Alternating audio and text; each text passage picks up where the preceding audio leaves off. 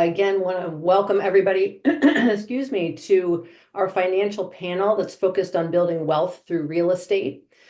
Excuse me. I'm Amy Ackerman of Core Endeavors Coaching and Consulting. I'm a Women United Council member, and I'm on the subcommittee that provides this and other programs for women in our community. So we want to thank you for joining us for our first event of 2025. Woot, woot, woot, woot. For those of you who are new to this group, we are Women United, a United Way affinity group and a global force of over 70,000 women, 70,000, making change in their local communities. Our local efforts began in 2004, when about 30 women saw the need for our community and took action to address student achievement gaps. Collectively, they raised about $44,000 to support important education programming and advocate for our Dane County children. 2 decades later, that group has evolved into Women United of Dane County, and we're now over 1,300 members strong and continuing that legacy of igniting change at local levels. Today, our mission has shifted and is focused on uplifting women in Dane County, empowering them and their families to build financial security. We do this through a number of ways, including educating our network on Dane County's needs in food security, family-sustaining wages, secure housing, and childcare, providing volunteer opportunities focused on women helping women, providing thoughtful time and space for members to set and achieve personal and professional goals while building a supportive network of women who care about their community, and raising money for United Way to invest in programs and strategies that uplift the financial well-being of women across Dane County. We've also established Women at Work, or Women United at Work, a network of local women's employee resource groups who come together to share ideas and resources with each other to benefit as many women as possible. And if you belong to a women's ERG in your workplace, connect with them or connect them with Women United so that they can join this growing network. It's really a wonderful collaborative group. I believe that there's a link, or there will be a link to some of this in our chat, so please make sure that you continue to check there for more information. I invite each of you to join us in our mission at Women United. Our United Way team will drop that link in the chat.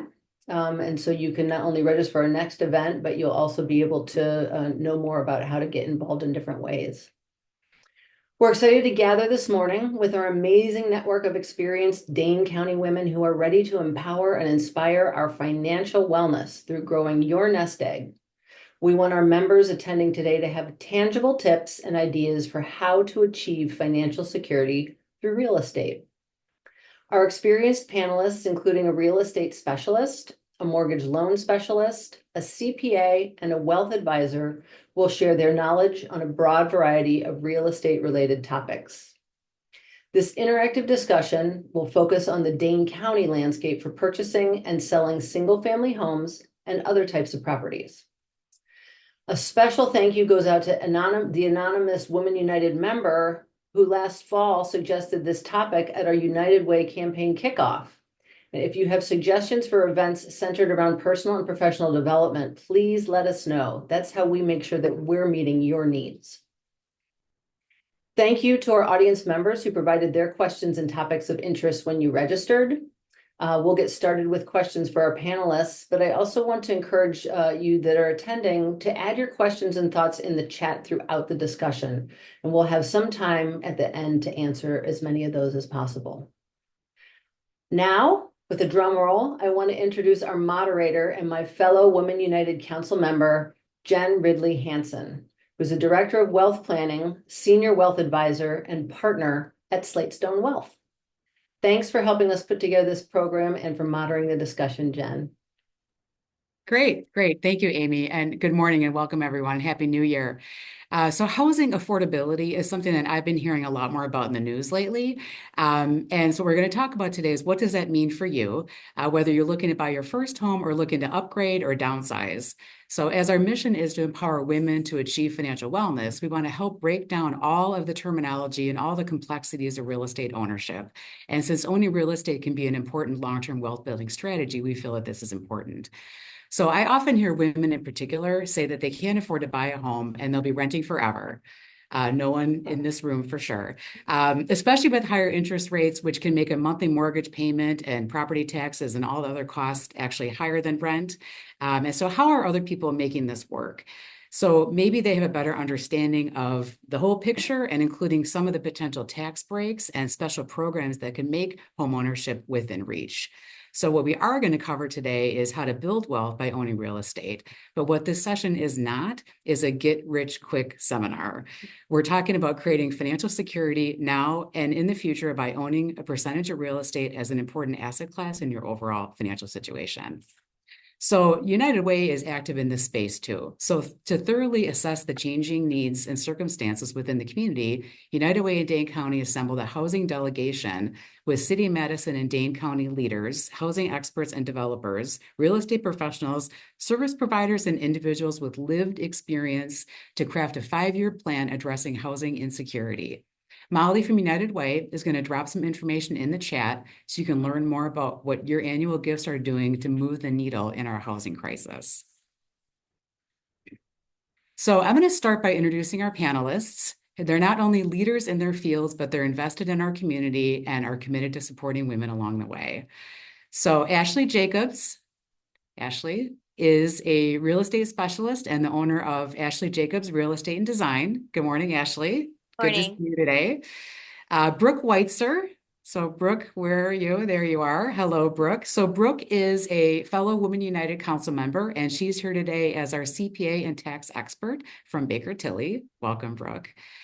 Next is Meg Prestigiacomo. So good morning, Meg. Good to see you today as well. So Meg is a certified financial planner and a certified private wealth advisor with Baird, and she's got over 25 years of experience in financial planning and helping women with all their different investment needs. And then Sarah Whitley. So where's Sarah? Sarah, good morning. Good morning. Good to see you, Sarah. So Sarah is our mortgage loan expert from Johnson Financial Group. So again, thank you all so much for volunteering your time today, and this is going to be a great session. So to kick things off this morning, I'm going to start with a question for all of our panelists, and so I'll call on each one of you individually. But the kind of the high level question to start today is, as we've discussed, so real estate can be a powerful tool for building long-term financial security, but how can you get started? So in maybe 2 minutes or less, give me some common barriers that women face when entering real estate market, and tell me why it's important for women in particular to own real estate as a strategy for building their nest egg.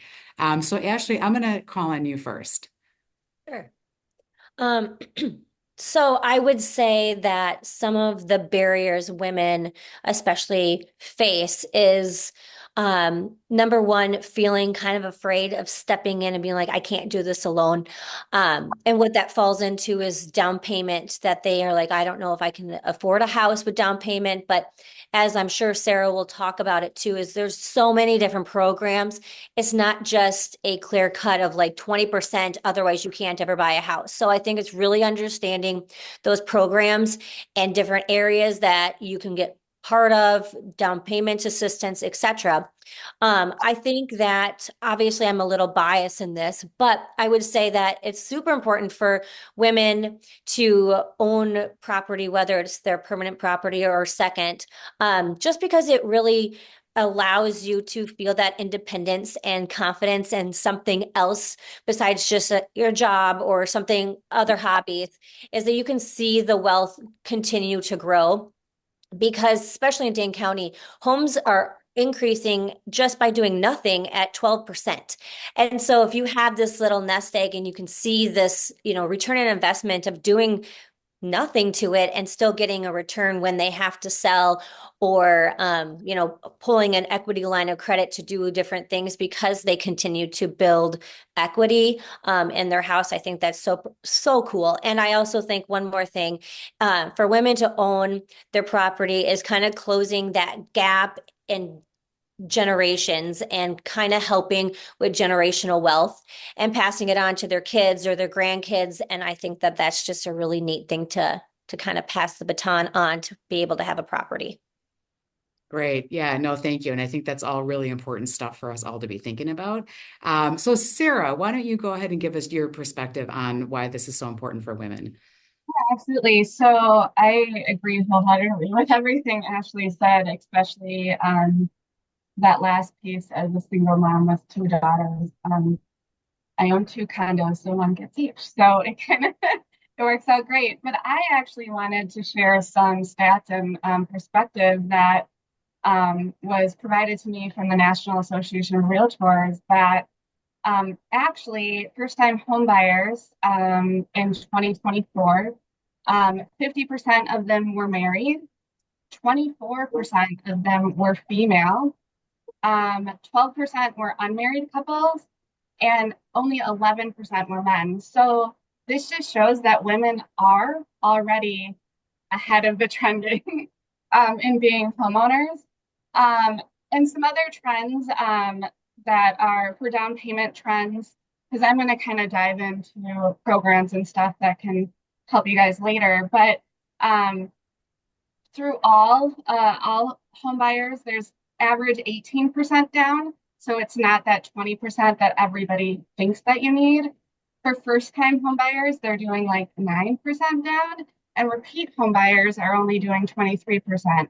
So it kind of just those two stats right there kind of show you don't need to have 20% down to buy a house. You can have a little bit down. Your house is going to appreciate in value, as Ashley said, and you can start building that wealth. And some quick income stats as comparative. Income is gradually increasing, but with first-time home buyers, the average income was about 97,000 compared to 2021. It was about 71,000. So you don't have to make six figures plus to own a home either. I have one more fun fact from the stats is because I'm a fur baby owner, but fur babies have been a big decider in homeowners where 66% of new homeowners have owned pets. And they put 16% of the home buyers decide that their pets help them decide on what home they choose. So, and I know I've had a couple of clients in the last year like, I'm going to buy a house because my dog needs a yard to play in. So, Yeah. that was a cute fun fact to share. So, That's great. Yes, thank you. Thank you, Sarah. That's perfect. So Brooke, what about from your perspective? What do you see as being so important about this for women in particular? Well, I kind of went with the barrier question first, and I went very practical. What I always hear is, how am I going to do the upkeep and do the repairs? And what I would say is, YouTube is your best friend, and Googling is also your best friend. So a lot of people think, as a woman, I don't know how to do this. I don't know how to upkeep or fix that. And I will say, you don't have to before you own a home. You're going to run into so many issues that you're like, what? And then Google basically is your best friend.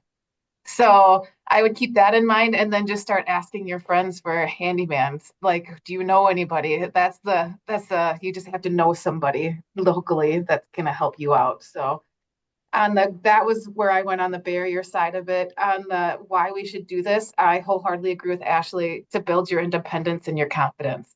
I think it's a great way to show, you're stepping up, you're taking care of yourself, and this is just another part of your journey. Yeah, that's perfect. Very well said. Yeah. So then Meg, I guess if you want to just kind of close it out here before we move on, from your perspective, what do you see as a financial advisor? Sure. So I am not the real estate expert here, but I do talk a lot about real estate with our clients. I'm a financial planner, so I talk about how it fits into the financial plan. And they've all hit on some of the barriers that we face.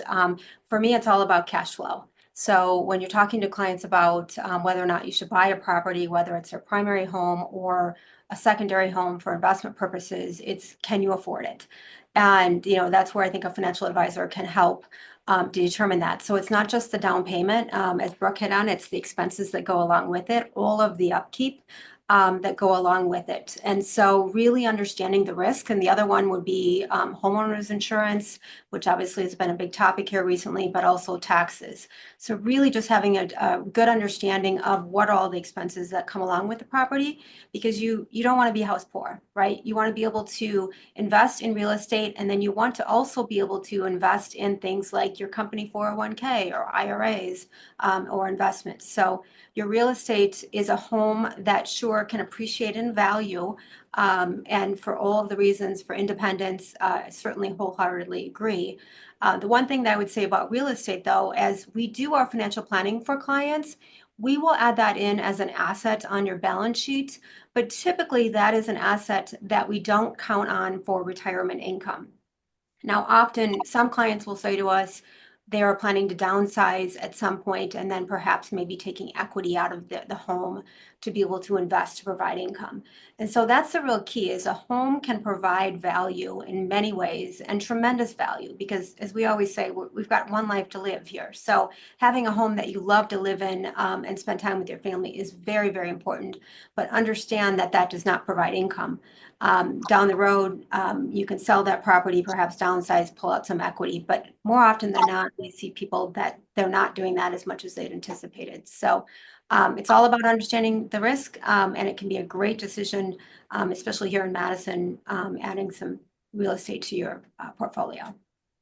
Good. Yeah, no, that's perfect. That's perfect. Thank you for that. So I'm going to go to Ashley, and we're going to start the program today now that we've got our first question, kind of our warm up. I'm going to have Ashley talk about the current market environment. Currently, what is it like in Dane County? What are you seeing? What about supply and demand? I think that's one of the basic concepts we probably want to talk a little bit about. And I think what I've heard is that those people who own homes today might have a really good mortgage rate from the times when they were in the 3 and 4% range. So they don't want to sell because they don't want to get a new mortgage at a higher rate, which means there's not as much supply available. So is that what you're seeing? And then, what are your thoughts on that? And, when might that change? Or, tell me a little bit more about how that looks today. Yeah, I wish I could tell you when that's going to change because I could be a very rich person, but we don't have a crystal ball. But going off of what I'm seeing currently, so I sell about 50 houses a year. I would say 60% of that are listings and the 40% are buyers, and some are doing both. But as I continue to see more listings, it's kind of insightful to see why people are selling. So exactly, Jen, what you had said, a lot of people will say, I'm not selling. I have a 2.5 interest rate. And again, we know that you'll never see that again, I'm assuming. And so people stay put. However, unfortunately, there are always cases. My last 2 listings I've had the last 2 weeks was due to someone moving closer to their hometown in Texas. There's someone moving because unfortunately they got a divorce. There's someone moving because they can't do stairs anymore. So even though, yes, there are a lot of people who want to stay because of their interest rate, I don't think we should see that as something, oh gosh, it's never going to change. It's never going to get better because no one's ever going to move. There are always reasons people are moving. Job, relocation, etc. So I could go on and on. So I wouldn't, as a homeowner or excuse me, a buyer, feel depleted because that there's never going to be something more on the market. We're entering into our spring market, so things are going to be busy. I always say between the middle of January to the end of May is really kind of our like most busy season that I see personally in the sense of volume of listings. And because there's more volumes of listings, there's also more buyers. So I would say that it is definitely a seller's market right now, as we all probably understand that. But there's still always opportunities for those buyers. I always think of this, but I have some clients where I'll have clients where they're like, we're not going to find a house for another year. And they're the people that end up buying something in a month.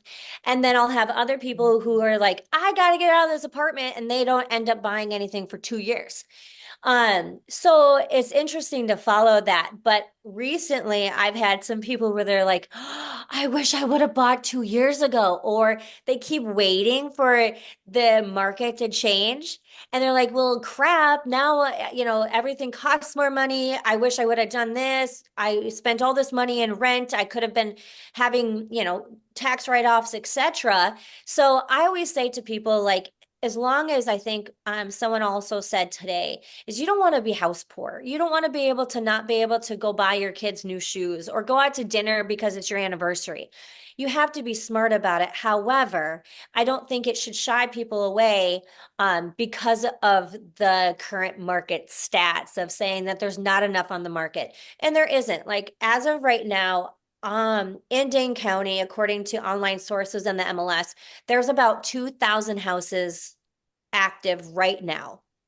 And several of those were just new this week. And there is that's continuing to grow, especially as we're in the spring market. So there's houses out there. And depending on when someone wants to buy too, like if someone's looking for a better deal, right now the average price for Dane County is about $450,000 for a house. Now people looking for deals, I would say that that would be more during the summer months or during the fall or during those holidays when things kind of sit on the market more. Okay, no, that's good. That's good. And I think that's good perspective too. And I think, you know, you kind of think about what people miss out on because they're waiting for something that, you know, rates to come down and they may not or may not in whoever knows how long. So we're going to talk Yeah. about rates as well, especially when we get Sarah on for her questions. But so something else, Ashley, I wanted to ask you about is, so in addition to doing the real estate sales, which you talked about, you also are an expert in designing and staging homes. And so for someone who already owns a home, so again, we're not just talking about first-time home buyers today. We're talking about people who already own a home, looking at, you know, maybe selling that home, downsizing, et cetera, et cetera. So if you're looking to do some type of home improvements, what is the best renovations if you were thinking of renovating to enjoy it, but then also with the best opportunity to increase the price when you sell it? You know, tell me about that. And what would really be the priorities if you had to pick 2 or 3 projects to renovate? Yeah, I love that question, Jen. Thank you. Recently, I would say that, so I love engaging with my clients. They become friends. And so we leave kind of like when after a closing, there's always kind of like that open dynamic. And so recently I've gone into probably 5 of my past clients' homes and just talking to them, they're like, you know what, we might sell next week, but we might sell next year. Ashley, could you walk through and tell us some of these things? This is what we're thinking. Should we put our money towards this, etc.? So from looking at some of those experiences and hands-on with these clients, I would say that some of the, I always call it the non-sexy things. And that's going to be your best return on investment when you're selling because no one wants to do the non-sexy things, especially if you're trying to, you know, let's say you're top is 450 and there's a house on the market, you want to be able to feel like, okay, I can get this house today at 460 and not have to go turn around and put $20,000 in. We just put all of our money in. So we don't have that nest egg of extra cash. So whenever a seller can eliminate those issues or the list of, oh gosh, I have work to do. No one wants work to do. So if you can eliminate those by doing a roof or I would say windows are somewhat important to people, but I would say a roof or mechanicals. Adding, you know, an extra bathroom, even if a half bath, I think that's really good. It also puts people when you're doing a search criteria on the MLS, some people will only look for properties that have 2 bathrooms. So again, just adding that extra toilet and a sink can have a lot of return on investment. Painting, freshening up carpet and flooring. I feel like that's really good just because then it doesn't feel old and used. People walk in and feel refreshed. And I think that's really important. When we come to like talking about design things, I think new lighting or just adding some more modern hardware to some outdated cabinets can make a really big difference. I don't think you have to add a ton of money to do some cute facelifts. And I think it's too depending on, and we talk about this with sellers, is what is your ideal clientele that's going to be buying this house? What are they looking for? And so we talk a little bit about, okay, your price point is going to be in the 4s. This is what you should focus on. Okay, you want $900,000 for this house? Here are some other things that you should really consider. And I could talk all day long about staging. Every property that I sell, I stage. And that's kind of what got me into more design. So I go into other people's houses, even after they buy a house, they're like, Ashley, could you just do whatever you did to the house to sell? Just making everything look inviting, and non-personal so everyone can kind of see themselves in your house versus seeing them in your house. No one wants to buy a house for you, they're buying it for them. So Yeah, no, that's great. And that's really good advice. I think that's perfect.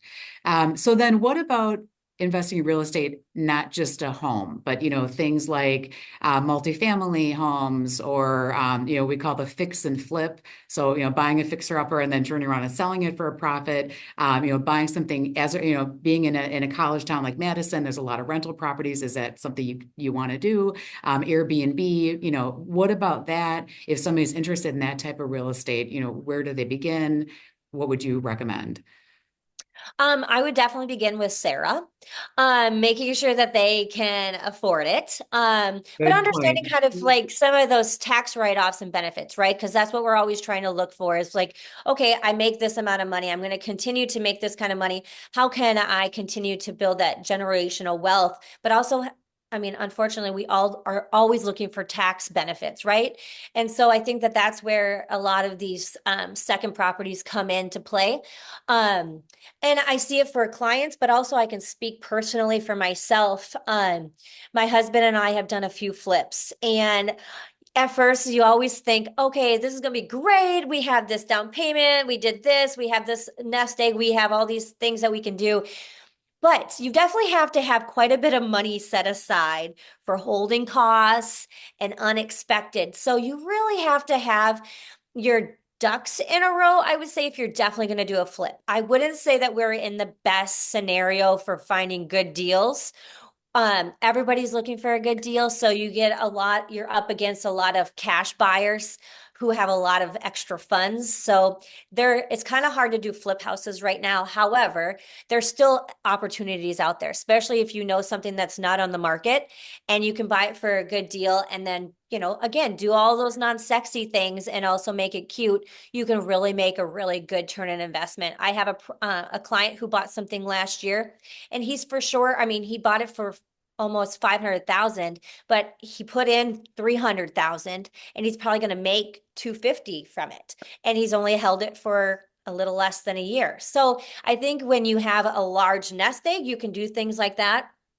I feel like kind of maybe what Sarah had said in owning condos, she has those two properties, and now, as a tax benefit, she's going to be able to pass those on to her kids, and they're going to have something to start off with. And at the same time, those renters are paying for her mortgage.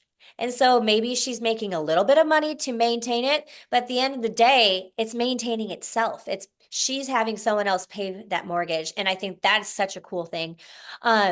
Also, on a personal note, too, I can attest, and I have a few other clients who have continued to purchase property in Sun Prairie or DeForest in Dane County area, downtown Madison for Airbnbs. And we are seeing they're running successfully. I currently am sitting in my Airbnb in Sun Prairie right now because I have kids who are sick at home. So this was perfect. But so I can multi-use the space, right? Because it's an Airbnb. So, personally, we're seeing it where it's definitely paying the mortgage plus some. And we're just in Sun Prairie. So there's a lot of people always looking to come into the area in Dane County from what I'm finding. A lot of people ask me, oh, are you sure that people are actually going to come to an Airbnb in Sun Prairie or Dane County? Yes, there are a lot of different reasons. So again, I feel like as long as we're paying the mortgage and plus some and continuing to be part of the community, opening properties to the community, allowing, situations where maybe someone needed a 1 month rental for an Airbnb or just a weekend, there's just so many different opportunities. So. Yeah, no, that's perfect. That's perfect. And I think that would be the ideal scenario is that you buy a rental and it's rented and is paying the mortgage and it kind of that again would be the perfect scenario. And hopefully we can get to the point that, a lot of our participants can, see that in their future because I think it's a great opportunity. So I am going to go to Sarah now. So we do want to talk more about mortgages. So mortgages, again, it's something I hear about in the news all the time. I think like we talked about earlier, some people have really low mortgage rates compared to current mortgage rates. And so that is is, I think, prohibiting a lot of people from moving forward. But part of it too is they maybe don't understand everything that goes into it. And so I'm going to have Brooke talk in a minute about some of the tax side of it. But from your perspective, Sarah, tell us about mortgage rates. Tell us about what rates are now in different terms and what all that means, and what rates are based on. I think one of the biggest mysteries that I see in dealing with my clients is people don't understand what mortgage rates are based on. And so I think there's a lot of misunderstanding. So if you want to, again, kind of help us through that, that'd be a great place to start. So. Yeah, so I'll say kind of high level on them, but as of right now, like interest rates are the old normal. So interest rates today are 30-year fixed, I believe, our base rate was 6.8%. So normal rates would average between 5 to 7% as you know the year would influx, and years would influx, rates would go up and down. So we're kind of back to normal. What we saw in years past, and well, they started 2020 until 2022. Yes, rates were 3-4%, down to 2.5 for 15-year fix. I'm not sure that is ever going to happen again, unfortunately. Um, but somebody actually, I did that once, and they're like, "I'm going to record you saying that, Sarah," and I'm like, "Don't do that." Right now, our economy is strong, and with good rates. But I don't think rates are going to, or they haven't trended down lately, mainly due to there's still a concern for inflation. And with financial debt, until those change or there's uh, a big change in inflation or anything, I don't think we'll see a large change in interest rates as well. When you hear the news, oh, the Feds are going to drop interest rates, and I can tell you, last year I would have customers contact me like, oh, the Feds are going to meet on Wednesday. Sarah, call me on Thursday and tell me what rates are going to do. Um, and as getting to those dates, like I would see our interest rates going up, up, up, and then Feds would announce that interest rates are going to drop 0.25%. But when Feds make that announcement, that is based on short-term rates. So short-term rates that would affect like CDs or like probably Meg's side of things, you would see that those are short-term rates. That doesn't affect long-term rates, which would be your fixed rate mortgage, your 30-year fixed, your 20-year fixed mortgage. So that's why our rates on the mortgage side haven't changed substantially. Also, I think with houses appreciating so great in our area, now like Ashley was saying, like in Dane County, houses are appreciating at 12%. And I've had those conversations with clients, and they're like, "Yeah, I'm going to wait to buy until next year when rates go down. I'm going to wait to buy." But you're going to buy with an interest rate of 6.8 today. In a year, like, rates could still be 6.8, but your house is going to be worth 12% more, 10% more. So there's always an opportunity to refinance down the road that you can get your interest rate lowered. I'm working with clients that they just got an accepted offer on a 2-unit, and they're like, "Sarah, we really want our interest rate below 7%. Is that doable?" It is doable, like by paying additional fees at closing, but does that always make sense in your situation? If rates are going to go down, it might not make sense to pay those points, and just seeing that cost savings and everything, and breaking down like those elements to clients and saying, like I was comparing a 30-year fixed mortgage to a 7-year adjustable rate mortgage, or known as an ARM loan, where a lot of people are like, no to the ARM loan, due to the financial crisis. But there's been a lot of regulations put in place with adjustable rate mortgages now. But I could offer them, 0.25% less rate on an adjustable rate mortgage, and that way it's fixed for 7 years. And then I'm like, as your house appreciates, you can refinance into a fixed rate at maybe that same rate as that ARM loan, in a year or two, and then you'd be kind of in the same boat for interest rate wise, but you're in a fixed rate. You're just taking advantage of that lower rate today. As for like rate predictions, and this is between Fannie Mae, Freddie Mac, who is our why am I not thinking the word, our GSEs on the federal level, and the National Association of Realtors. By the end of 2025, they're predicting rates to be 6.5 to 6.6%. So it's not a huge difference from what they are today.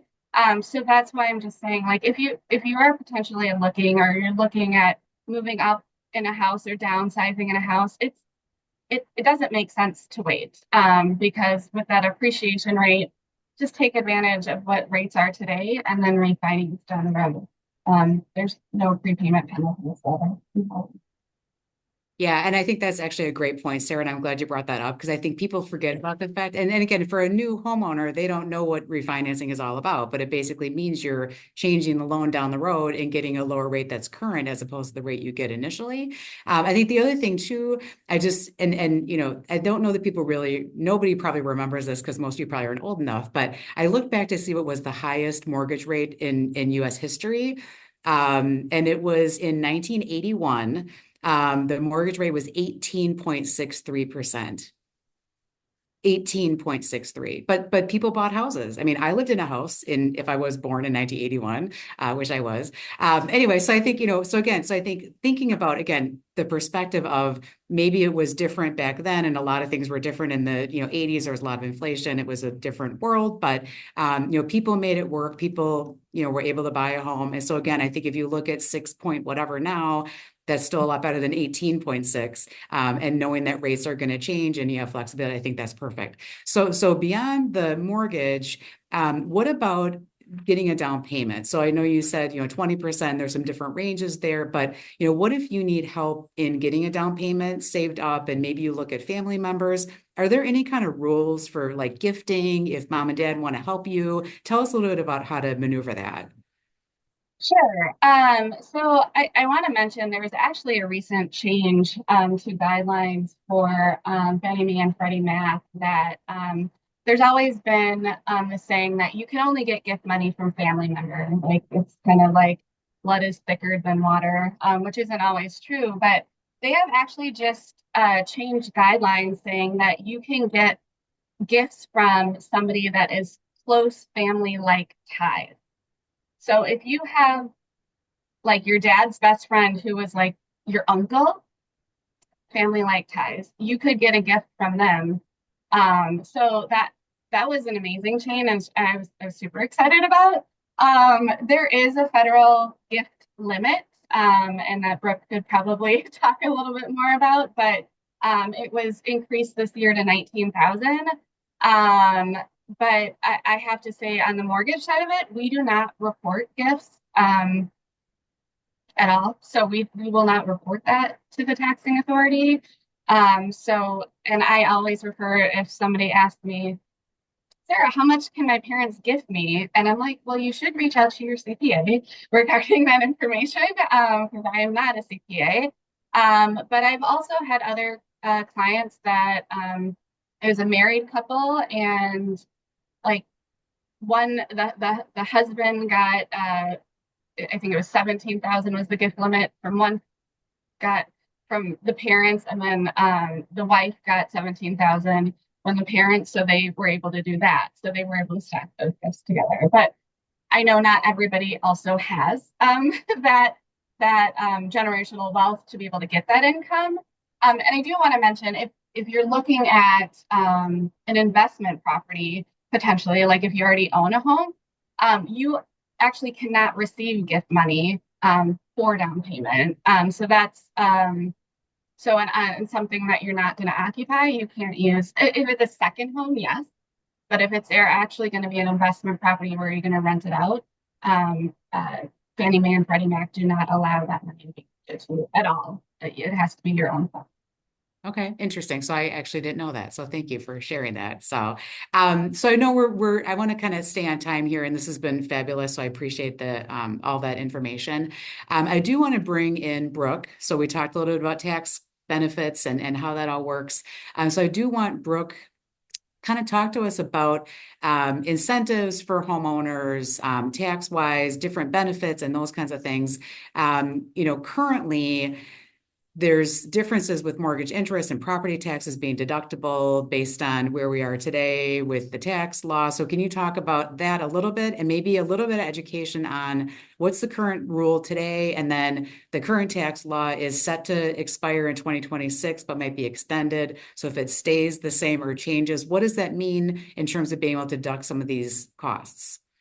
Sure. So let's talk about the federal level first. At the federal level, you have to itemize, which means you, on your tax return, you take the greater of your itemized deductions or your standard deductions. And the standard deduction was raised, like you said, under TCJA back in 2017, and it's currently $14,600 for single and $29,200 for married filing joint. And so what that means is you need to have itemized deductions greater than those standard deductions to go over that limit, right? So, and the other caveat to that is the TCJA capped the amount of state and real estate taxes to $10,000. So let's say that you have state income taxes of 10, but you also have real estate taxes of 5. So together you would have a deduction of 15, but that's limited to 10. So you can't go above that. The other offset to that standard deduction or itemize is mortgage interest and charitable contributions. Those are the big three. So in excess, you got to have those in excess of that standard deduction before it makes sense on the federal side. On the Wisconsin side, it's actually a credit. So as long as you pay $2,500 for your real estate taxes on your main home in Wisconsin, you get a $300 credit on your Wisconsin return. Mortgage interest, you actually take your total mortgage interest and you take that times 5%, and that's your credit on that side. So little federal's deduction, Wisconsin's credit, and every state will differ. So you'd want to look at those types of rules. Back to the tax law change question that you had. Correct. If nothing happens, if nothing goes through the new administration or Congress, then the TCJA is set to expire and the old rules are going to take over on 1/1/26. What are the old rules? So the difference is basically the state and local tax deduction is no longer capped at $10,000. So in my previous example, you'd be able to take that $15,000 as a deduction. The other part of the mortgage interest that I didn't talk about is your mortgage interest expense is limited to the indebtedness that you have. So if you pay for a house that's $2 million, let's just go out of the ballpark here, $2 million, you could only take mortgage interest on indebtedness of $750,000 currently. The TCJA rules are going to increase that back to $1 million, but it's not, I'm sure the grandfathered loans are going to come in, so it's going to have to be new debt as the law changes. What I will say though is we don't really think nothing's going to happen and this is going to expire. So I would say that in 2025, we're going to have a lot of tax law changes that are going to come through. I think, like we said, we don't have a crystal ball. We would be millionaires if we did, but we don't. So, but everything that I'm hearing, you're going to be hearing more about tax laws changes in the spring and the early part of the year. They might not move on them till the end of the year, but at least we'll have a clearer picture of what to expect, I'd say by springtime. Okay, good. And that's really helpful. That's really helpful. So I think because sometimes when people think about the total cost, they're not thinking about these potential tax benefits and how that can really kind of offset the total cost that you're incurring. So regarding things like downsizing in retirement, or purchasing like a cabin up north or a snowbird property down in Florida or Arizona. How does that, what is that all about? And is that something that, is not only just a great way to build wealth, but are there different tax impacts of owning that second property? Yes. So when we think about it, let's take the first part of the question. Let's talk about downsizing. So if you're going to be selling your home, there's actually an exclusion at the federal level to exclude any gain that you have on the home up to certain limits. So if you're single, that gain exclusion is $250,000. If you're married, that's $500,000. Now you're saying, well, what do you mean gain? What is that? What I mean is you're going to get proceeds from the sale of your house. So let's say that you sell your house for $500,000, but you get to reduce the proceeds by the amount that you paid for that house. So when you paid for the house, let's say you paid $200,000 for it, you put another $100,000 in renovations to that. Your basis is now what you purchased and what you improved that for. So that's $300,000. In this case, then your gain related to the sale of your house is $200,000. And if you're either single or married filing joint, now that gain can be excluded as long as this was your main home, and the main home is located in the US, and you've lived in that house for 2 of the past 5 years. So you just have to make sure that you're paying attention to both of those rules, the ownership and then the use test, the 2 out of the 5 years. Okay. Yeah. So now let's go and let's move on to the second home and what that means from a tax perspective as well. And so for tax perspective, the mortgage interest is deductible at the same limits as your first home. Same thing for property taxes. You can deduct property taxes for your second, third, fourth, all of the personal use homes. But again, it's limited right now to that $10,000. In the future, it might not be limited, but as long as you itemize, you can take those as a deduction. And when you think about the second home, then if you're not going to be using it all the time, you have the capability then to rent it out. And what does that then mean from a tax perspective? And so if you have that second home and you rent it out 14 days or fewer, you don't have to pick up that on your tax return. You don't have to pick up any income or any expenses related to that on your personal tax return. Now, let's say you rent it out for 15 days. The law says now you have to pick up your income and your deductions related to that rental of the other house. And so you'd want to keep track of any income you receive.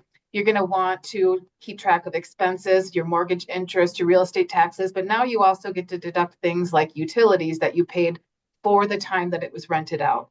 Anything that you have to you're using for a business purpose. So if you stage it, if you buy supplies, if you do a management company to come in and manage it, you can deduct those things. And another part of that is now you can depreciate your home. So let's say in this example too, you bought the house for $200,000. You then use the depreciation guide and you look at what that is for depreciable lives rules. There's a lot of rules. I'm not going to get into those.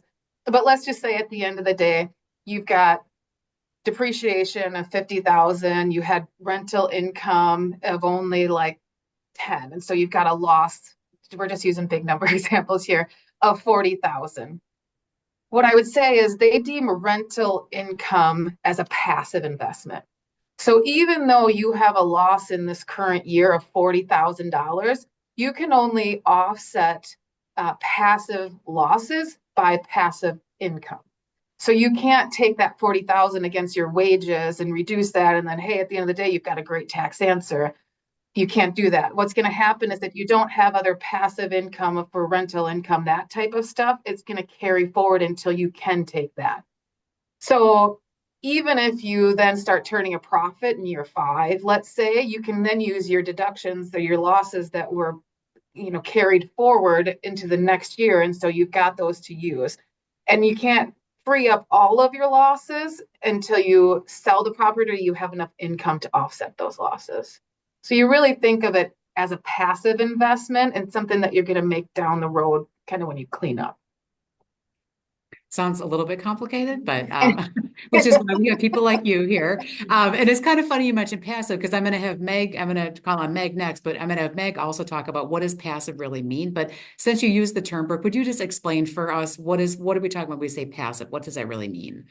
Yeah, so in the tax world, it means that you're not spending the majority amount of your time on, let's say. So like you have in the tax world an active trader business, you have like your wages, which is active as well, and then you've got your passive income. So it's something that you don't have to exert a lot of energy on, and it's just going to work behind the scenes for you, if you will. So let's take it to a different step though, because there are some people, let's say that Ashley actually rents out, she has 50 houses and she goes out and manages that. And she's now getting rental income. She's out there, she's managing it. She's doing the repairs, she's doing all that kind of stuff. And she has no other job.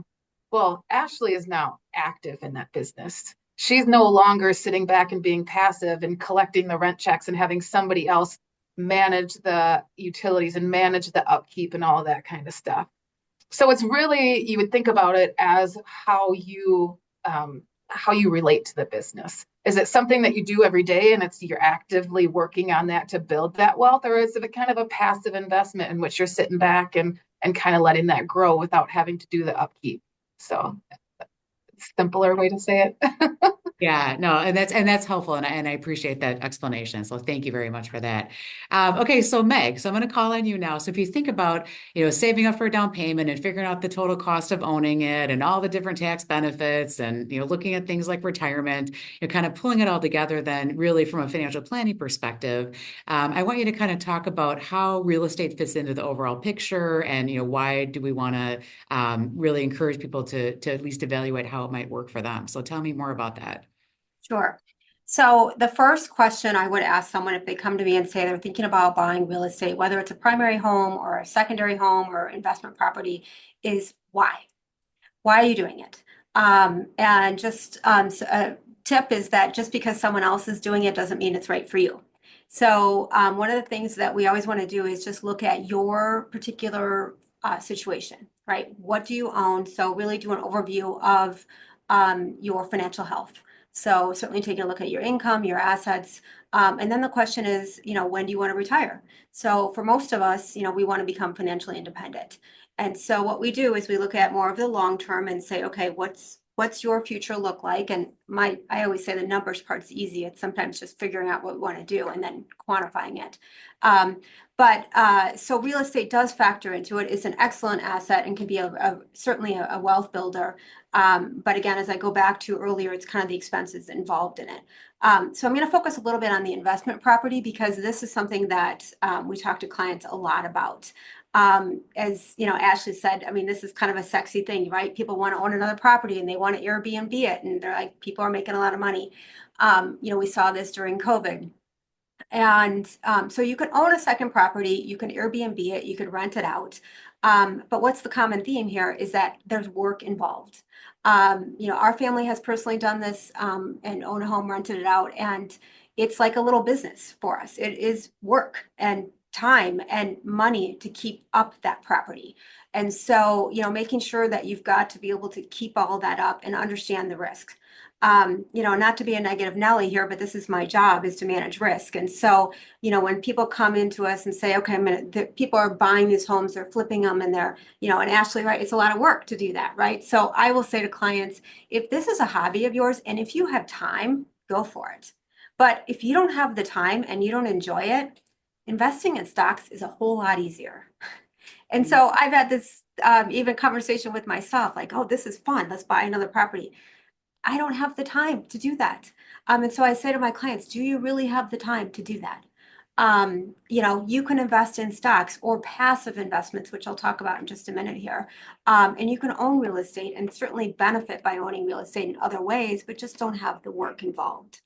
The other thing that I will say about investment property is that, when you go into investment property, most of the time it's a diversifier for your assets, but it's also income. So it's a diversifier of income. So let's say you buy a property. I'm going to give you a perfect example. You buy a property down in Fort Myers, Florida, and Fort Myers Beach, beautiful, and people are making so much money on rent. And then what happens? A hurricane comes out and wipes it out. So now all of a sudden you can't rent your property out. You need to review your policy to see if you even have any coverage for that lost income. And now you've got an additional expense, not to mention all the deductibles and your homeowner's insurance, and everything is going up. Now, this is all over, the country, whether it's out in, the mountains. I mean, so understanding the risk of the property and where it's at. I admit I'm not a real estate expert, but I'll say to clients, if they'll know that market better than me. But my advice is understanding the risk. And so just because there's income generating from that doesn't mean you're always going to make income. And can you afford, if for some reason a crisis happens, COVID happens, a hurricane, a wildfire, can you afford that risk? And and obviously you can sell that property at any time. And that's another thing that I tell my clients when you go into buying a second property, especially if it's for a second home, go into it with the mindset is we could always sell it, right? So try not to be too emotional about these decisions. There is value in other ways. So, going there to this property with your family, it's a place you love. That is a huge value. And hopefully that's an appreciating asset, but just understanding the risks that go along with it. And the illiquidity one is kind of a big one, right? I mean, it's an asset in your balance sheet, but values can go up and down. And if you're a smart real estate investor, you could really do well in this area of investing, and it can really be an asset for your financial future. But just understanding the risk. And again, if you love doing that and I see a lot of clients where one of the partners, that's all they do is manage the properties. And that's great, right? You've got someone and you could really, generate some income and enjoy that property or that business. Yeah, no, that's perfect. So what if you don't want to do all the hard work of having that, liability and worrying about the weather and all the things that can happen? Yeah. Are there ways to still invest in real estate through other options that aren't the actual property physically? So tell us about what options those are. Yep. So if we go through this whole exercise, which oftentimes we do, is this right for you? And then we'll say, you can invest in more passive. Now, this is a different term the Brooke is using it, but more passive, mean you're not actively involved in this. So I'm not talking taxes, but so things like real estate investment trusts. So real estate investment trusts were actually created by an act of Congress in 1960, which allowed smaller investors to be able to participate in investing in the commercial market. So this is a security that you can invest in. There are mutual funds and exchange traded funds, which are much like a mutual fund. They're more open-ended, so they trade on the stock exchange. Real estate investment trusts, the reason we invest in them is for income, and they're also a diversifier for your investment portfolio. And so give you a great example, a couple of years ago, as you all remember, and it benefited real estate when rates were so low, but it was not a great thing for our clients who were investing in bonds because you're only getting, 0.5%, let's say. And so you might invest in a real estate investment trust that could generate some income. And so a lot of people flock to real estate investment trusts. And then obviously COVID happened. Commercial real estate then took a dive. So there's always risks out there. But it is a diversifier for income. Underlying in those passive investments, you could have a broad market index. So meaning it could be warehouse space, commercial space, apartments, or you can get very specific within that area. We often see it. We will potentially use it a little bit outside of their retirement assets. You do sometimes see them in 401k plans. Not a huge proponent of using them there, but I like to keep things kind of simple, plain vanilla, stocks and bonds, invest real estate here. And then you could invest in these types of things, these REITs, we call them, in your IRAs. I wouldn't put too much in there, especially if you've got other real estate in your portfolio. And then there's also something called private real estate funds. And these are typically available for a higher minimum balance. So you might have a minimum of 25,000 or some are 100,000, and you can get into a private real estate fund. They are similar to a REIT, but they don't trade every day. So if you think about your house, it doesn't trade on the market every day. The value fluctuates. It's a private investment fund. You can also see the underlying holdings within these private real estate funds.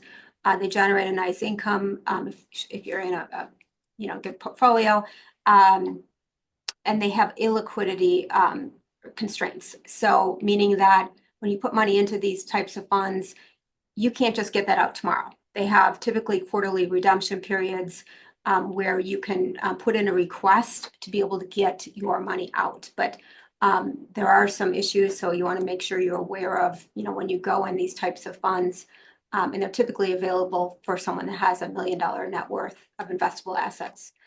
So some good options out there. Again, when do we suggest these? For income and a diversifier. If someone comes to me and they've got a bunch of investment properties, I probably wouldn't invest in these because you've got your exposure over here and you've got better exposure here. You've probably got more return by owning it physically and you're willing to do the work.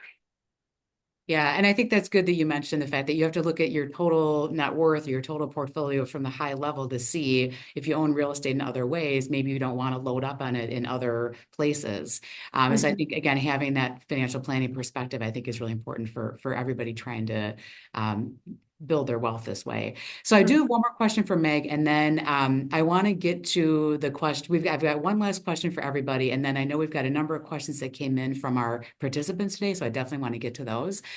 So Meg, tell me about, you talked earlier a little bit about emotional decisions and that kind of thing. And so in working with clients going through divorce, do you see situations where, sometimes it's the woman who really wants to keep the house no matter what and is kind of willing to trade other assets for that? And then again, it really becomes more of an emotional and financial decision. So do you have any words of wisdom or things to think about if you find yourself in that situation where you're going through divorce and you really, really, really want to keep the house?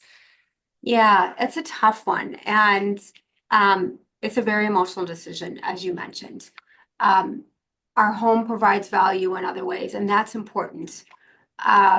But when we try to make that, or if we're trying to advise clients on that, the first thing I do is I kind of go back to what's the long-term financial plan?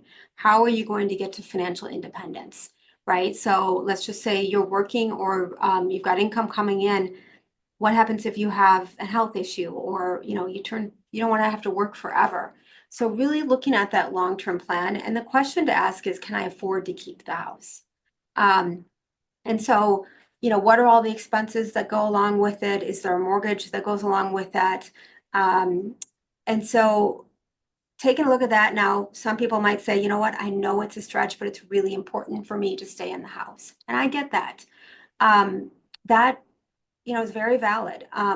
But then what do you have to give up? So, I loved earlier in the chat, people are saying I'm eating more at home.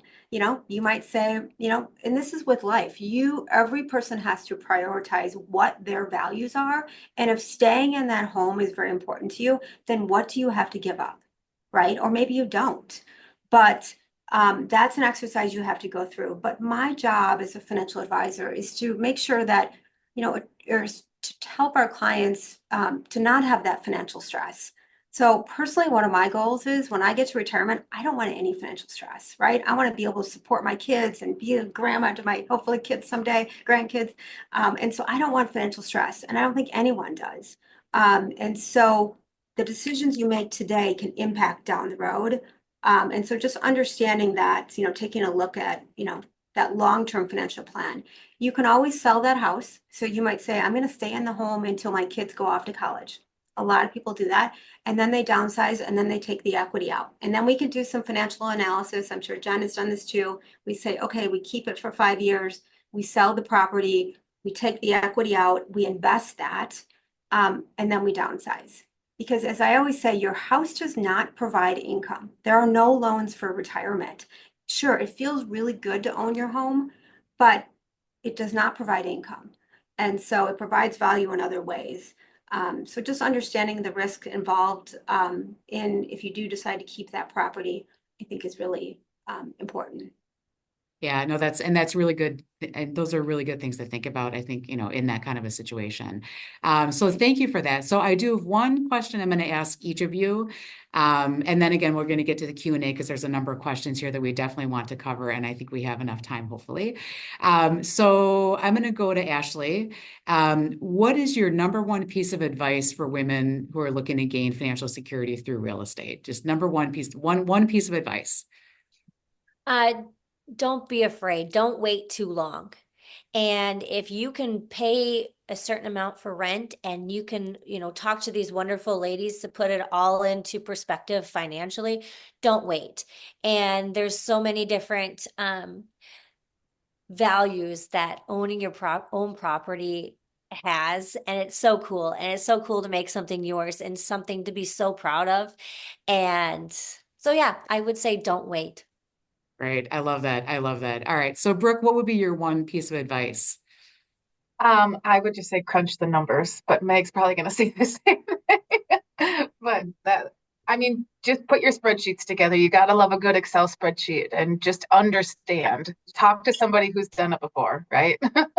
Yes, yes, that's good. And I love a good spreadsheet. Oh, I really do. And I think that's kind of what we talked about earlier is that you might kind of get in your mind like I can never afford to do this, but you've never really run any numbers. And so I think don't like that's my advice is don't talk yourself out of it before you even look at it. Okay, so Meg, do you want to give us your one piece of advice that's different than Brooks? That's hard. I mean, comes down to cash flow. You know, I do say, evaluate what's important to you. So, we try to make the numbers work if it's something that you want to do, but understand the risk. The other thing that I would say is that sometimes, a lot of times people come to me and say, I need to save on taxes. I need to buy another property. Well, don't do it for taxes. I mean, that is just a piece of it. But take a look at your financial plan, and educate yourself on, owning real estate. And I Yeah. would say to Go ahead. bounce on that, like you need to understand the taxes with it. It's so complicated. I mean, it's keeps fun for me because I can stay on top of it, but I do it every day. If you guys are doing this, you don't want to understand taxes. So just have a good tax advisor and like let them help you run the numbers. Meg can run the cash flow, get an advisor that can understand the tax portion of that, plug it into the spreadsheet. Yeah, no, that's perfect. That's really good. That's really good. Sarah, so what would be your one piece of advice for our participants today? I could also help. Actually. I actually do spreadsheets for some of my clients just to break it all down. So I mean I agree with Ashley. Don't wait to. I think last year I helped a couple single women that just got out of relationships and they wanted to like why am I paying so much for rent, especially for us in Dane County? There is opportunity out there. There is assistance out there to help you buy too. So, and I never want somebody to be in a hardship. So I am one of those loan officers that will sit down, crunch those numbers with you, and won't let you push beyond your means. And yes, it does need to make sense for everyone. I agree with that. But for those of us in Dane County waiting, if you're like, this is the goal, like sit and talk with an expert. It might be in a year from now or 2 years from now. Just see and know what you can do.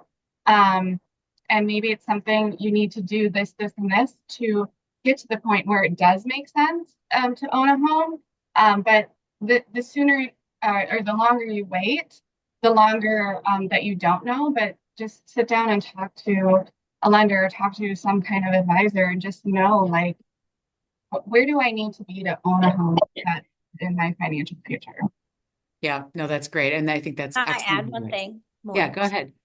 I love how all of them added the spreadsheet, and I think that is so smart of knowing all of the little pieces. But then also like part of buying is totally understanding the real estate process too, and understanding how to not just dive in and how to pay attention to, don't get the glamour shot type of house and everything looks really nice, but there's a leaky roof and they didn't do an inspection because they really wanted the house, but there's asbestos, in all the floors. So like, definitely run your numbers and be excited, but also do your homework and making sure that you are going through the right process when buying and, signing your name up to a property. Yeah, I think that's good. I think that's good. So one of the questions I'm going to go to now from the chat, I'm going to keep you talking, Ashley. So one of the questions is on the topic of investing with family members. So we talked about that a little bit. Any advice on how to structure the purchase so all participants are protected and have an equal say?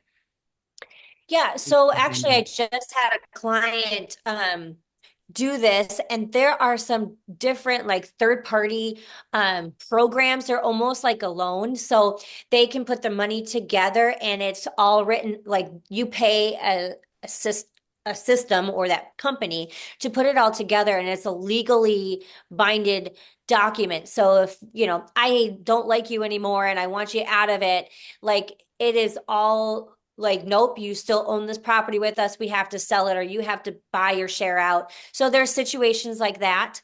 I would definitely just make sure that whatever you do is try to keep it as equal as possible, and maybe try to hire out on some of those things so then one person isn't feeling like they're taking all the burden. Sometimes I've heard people say, oh, we had a lake property. We went up there the most and did most of the work, and we rented it out other times. And my sister got to have all the benefits and didn't have to put the thing in. So just make sure you have contracts written. I think it's a great opportunity for families to have a property together, especially if one family can't use it all the time. Might as well share it and share the expenses, but also the fun. So I would Yeah. say just to protect yourself from the tax perspective too, and the legal side, it might make sense to set up a separate legal entity to house that real estate. Because then if something were to happen and your Yeah. sister lets her friends come out and they have a big party, and then there's next thing you know, like there's lawsuits happening, it doesn't come against you personally, right? That's a worst case doom scenario. But if you have it set up in a separate LLC and you guys have an agreement that it's 50-50, then it's not going to come back to you personally. You have the liability protection there. And then you actually like can file a tax return on it each year, and you can all say, yes, I agree, this is the income, this is the expense, and this is how it's allocated out, and this is how it comes to you personally. No, that's an important point. I think that goes with any investment property. Be aware of the risk, like protecting your own self and your wealth. So talking to your insurance agent about that. You know, I know several people that have had issues and they're dealing with attorneys on this property that they own and spending thousands of dollars on legal expenses. Yeah, if you do your due diligence upfront, it's going to save you in the long run, Yeah. is what I've learned. Yeah. Yeah, no, and that's wouldn't you really say good. too, like that could be, and that could be in a LLC or like a trust, correct? I see a Right. lot of clients do trust.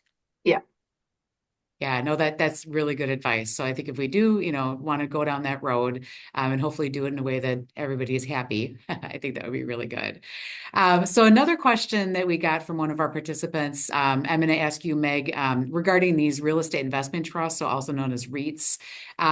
What are the tax implications of those? So you had said something about in retirement plans like 401ks versus not. Is there a difference there? And then what kind of tax forms do we get if you own something like that? That might be more of a question for Brooke. I can talk a little bit about REITs in general, but Yeah. so, and I did see the question come across. I'm going to address this one just real quick. Someone asked about rates of return. I cannot talk about any specific product out there, but with the trust, I just looked up one, a very well-known large REIT, and the 10-year return on that is on average 5%. So, you know, they range. Sorry, you said 5% on average? 5% per year is just this one that I looked up. I can't mention any specific products. Right. But I mean, but in general, though, I mean, what you say, I mean, that's possibly lower than other investments might have done Could over a be. I long mean, time it's just, period. yeah, I mean, you could have some great years and, but, so just do your homework and, the different products that are out there. The time, when you buy those is important too. I mean, obviously 2022 was a difficult year for real estate investment trust. After COVID happened with the whole commercial real estate. But yeah, there's great options out there. And they all vary from a return perspective. But so real estate investment trusts are required to push out 90% of their income to participate or to the investors. And then how it's taxed, I'm going to turn it over to Brooke, if you don't mind. Yeah, and I would say that you just got to do your research, because there's different ways to set it up and there's different ways that it can be taxed. So when you're signing up for one, ask, and they'll be able to tell you the implications. Some K1, some 1099s. And then when you sell, there's different variables to it as well. So yeah, it can be kind of complicated. Yeah. Not an easy answer. Yeah, and sometimes there is no easy answer for some of these questions. So, yeah, and again, I go back to we're not doing it just for the tax piece of it. Yes, and I think that's always a really good point. That may be an additional benefit, but there's got to be other reasons why you're going to go ahead and do it. Because they could change tomorrow too. Oh, well, actually, it's likely. Yeah, I think, as you said earlier, Brooke, there's probably going to be a lot of changes on the tax. It's going to be, we're going to all be paying attention. I think there's going to be a lot of changes. Yeah, everything we talked about could be changing. Right. Exactly. Exactly. I think the only thing that's not going to change is how important it is for women to really get real estate in their overall portfolio. I think that's not going to change. So another question that came in from the chat, and this maybe is an Ashley Sarah question. If you do buy the investment property, should you use a management company? And then how do you find one? And then I think we talked about if you do this, let's say you buy a property, and you do it with the LLC and some of the legal part of it. What is that? Is that change anything you do in terms of the management, or how would you recommend that people go about that? Do you want me to go first, Sarah? Either one. Yeah, yeah. Okay, so I would say definitely buy it in the LLC or the trust. To again, what the other women were saying, it eliminates your personal life for that. Um, I think it comes down to kind of like what Meg was saying, is if you're looking for something that you want to be fully invested in your property or investment properties, manage it yourself. If you're close by things, manage yourself. It's also nice because if you can really know your property, that you aren't just being that really bad landlord or that really crappy Airbnb host, because you're in your property, right? So you're going to maintain it better when you're personally in it versus a second party or third party, etc. But if it's in Florida, obviously you're not going to be able to maintain that, and you're going to have those managers, and obviously they're all around. And I would always say go to those resources, whether it's maybe a Facebook group is, hey, this is a group where a lot of other people have secondary homes. Who do you have clean? Who do you have manage your properties? Who do you have as a handyman?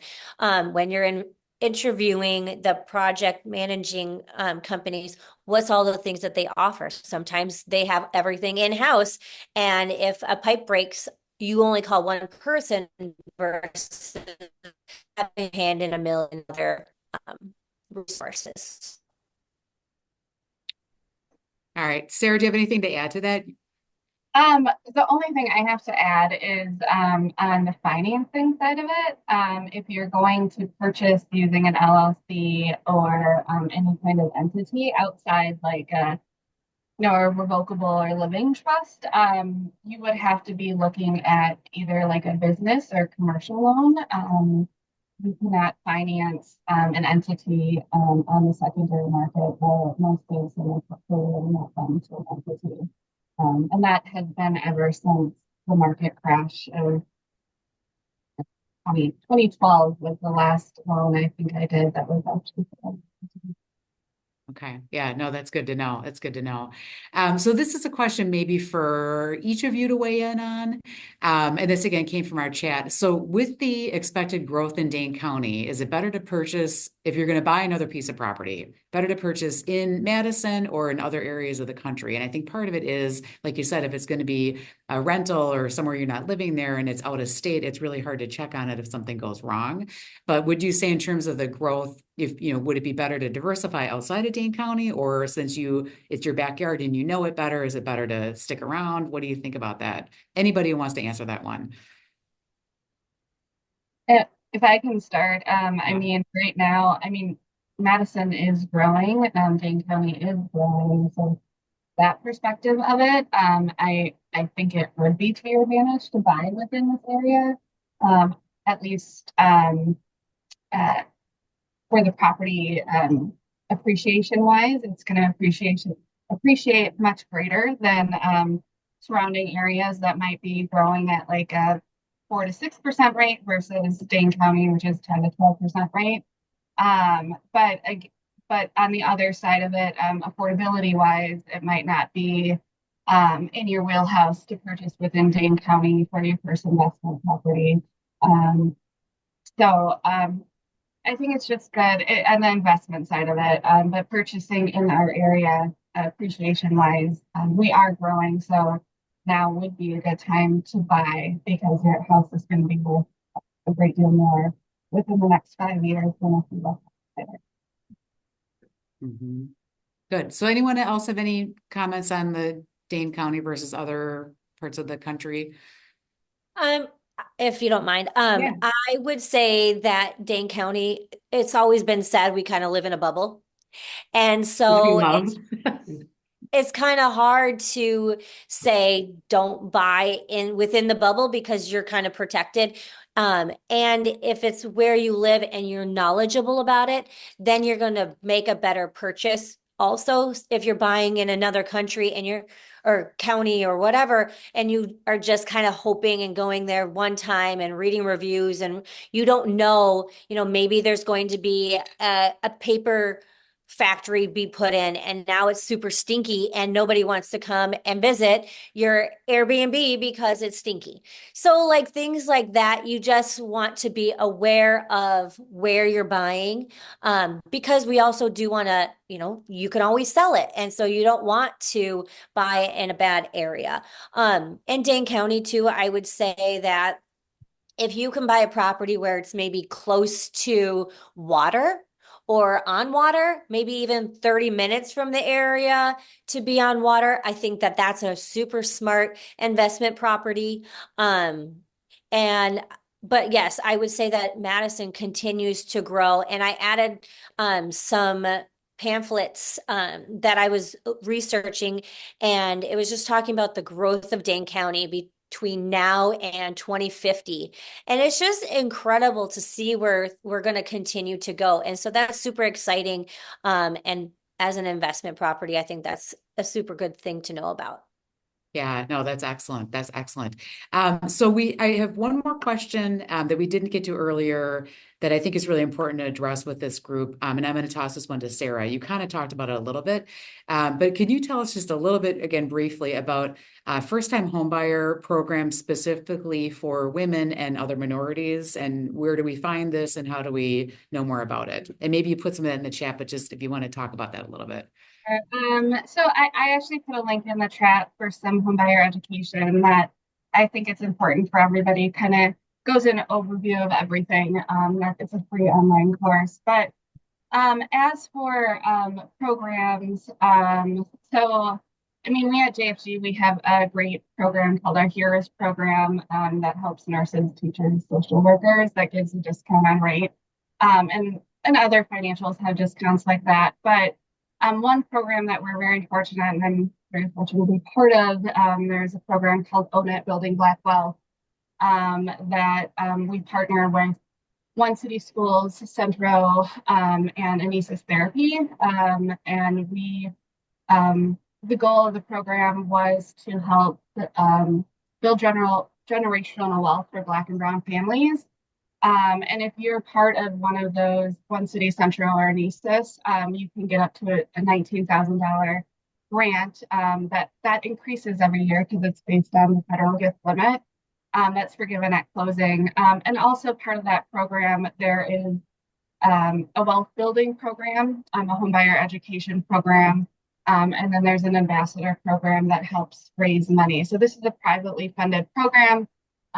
We have raised almost $1 million in the last 3 years as the program has gone out, and we've helped 18 families in the homes. But that's specific for, you don't have to be a minority because we do follow fair housing guidelines to buy with that program, but we do partner with these agencies that are predominantly Black and Brown families to focus on that need for generational wealth. Another program I always like to mention is WIDA, which is our state housing authority. And with WIDA, you can do 100% financing and your income can be $125,000 a year. They offer programs that allow you to keep money in the bank as well. So if you, with the cost of rent right now, a lot of people are having trouble saving money for their down payment. So they might come to me and say, I have 10,000 saved for down payment. And I'm like, okay, well, let's try to keep some of that money in savings because after you buy the house, there's all costs that could happen with owning a home. So they allow you to get a fixed rate second mortgage to cover your down payment and your closing costs. So any money you contribute to the loan, like your earnest money or paying for your inspection, you can actually get back at closing. So I've had multiple individuals walk away with closing with money back in their pocket. So they're not going into a home house poor, because there is the cost of your mortgage might be slightly higher than your rent. So you can keep that nugget of money and savings, if there's any unexpected costs, or just to help you get used to a slightly higher mortgage payment. But we're very fortunate in Dane County to have multiple other down payment assistance programs. If you're below income limits, I've helped people get $100,000 in down payment assistance last year, to own a home and just to make that home affordable for them. So there are opportunities out there. So just have that conversation and talk to the people out there that there's options out there. Yeah, no, that's great. Thank you so much for that, Sarah. Can I So add? go ahead. Yeah, and we're right about at time. So go ahead, Ashley. I was just going to say that to piggyback off of Sarah, there's that WIDA program called More Like Home Loan. And it's just a newer program that's coming out, and it's trying to help people that if they have a house where they can't afford so much and there's a lot of work that needs to be done to it, they are gifting people, or like you can get a loan and then it's like forgiven if you live there for 5 years, et cetera, from $10,000 to $50,000. So then what's happening is they're trying to close that gap of people who are selling because they can't afford to fix the house, and then they have to sell it, and then the people buying can't afford to fix it. They're trying to close that by allowing money for roofs and windows and siding and all that kind of stuff. So just to let you know that there are things like that that's continuing to also be brought up, which is so cool to see. Yeah, no, that's great. And I think that again is very encouraging that there's a lot of options that, maybe some of us weren't even aware of to really make this doable. Really, again, with the goal of improving the financial wellness of all of our women and all of our participants. So I appreciate that. So I'm going to thank all of you as panelists. Again, it's been wonderful having you. I think this has been great information. I think we've had a lot of great comments, so I really appreciate that. I do want to get Amy back on here. So Amy, if you want to close things out here. And again, I want to thank particularly Molly, Leah, Rachel, all my people here at United Way. I'm at the office today here doing this live recording. But again, this has been fabulous. So Amy, go ahead and close things out here today for us. Absolutely. Well, I just also want to reiterate a thank you to Jen and the panel here. Just fantastic information. I don't know about anybody else, but my head is spinning in good ways, but very spinny at this point. And there are a couple of things I just wanted to quickly touch on that really resonated with me.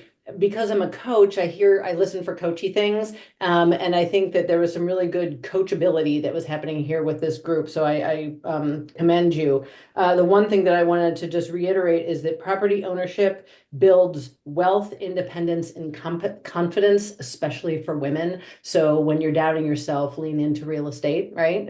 Whenever you can. The other is a lot of this is a mindset shift. And that's sort of this coach stuff in some ways, but going from I can't to how can I, knowing your why is it that you want to pursue home investment or real estate investment?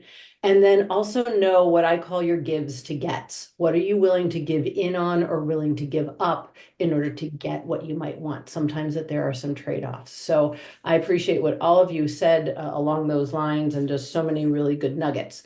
So that we can get to closing mostly on time.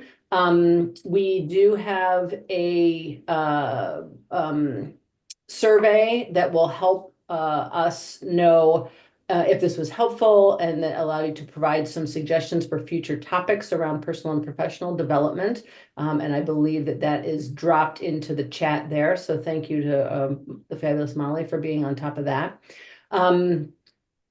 You will also find a form where you can tell us more about your experience today and register for our next event, which is one of our favorites of the year. This financial one is really coming in close to sort of rival that in many ways. But on March 6th, we have our speed mentoring, and that is in conjunction with International Women's Day. So you don't want to miss that. And that is an in-person event, just so that folks know that.